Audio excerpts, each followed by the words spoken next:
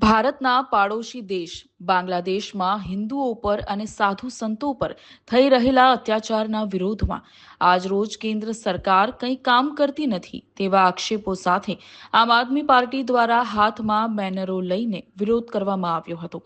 સાથે જ આમ આદમી પાર્ટી વડોદરા દ્વારા આજરોજ કલેક્ટરને આવેદનપત્ર પાઠવી બાંગ્લાદેશમાં રહેતા હિન્દુઓની સુરક્ષાની માંગ કરવામાં આવી। આજે અમે જે બાંગ્લાદેશની અંદર હિન્દુઓ પર અને હિન્દુ સાધુ સંતો પર જે અત્યાચાર થઈ રહ્યા છે, તેમને મારવામાં આવી રહ્યા છે, તેને લઈ અને પ્રધાનમંત્રીને આવેદન આપવા આવ્યા છીએ। કલેક્ટર મારફતે પ્રધાનમંત્રીને આવેદન મળે અને તેઓ જે આજે ભારત દેશની અંદર પોતાની માંગો ફૂંકી રહ્યા છે કે અમારો દેશ રાષ્ટ્રીય દેશ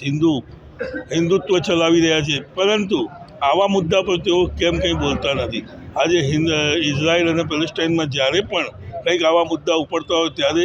આ લોકો આગળ આવી અને મોટી મોટી બાંગો તો મારી લે છે, પણ જ્યારે પોતાના દેશમાં હિન્દુસ્તાનની અંદરના નાગરિકો જે બાંગ્લાદેશની અંદર આજે રહે છે અને તેમની પર મારવામાં આવે છે, તેમને ઢોર મારવામાં આવે છે, ત્યાંના સાધુ સંતોને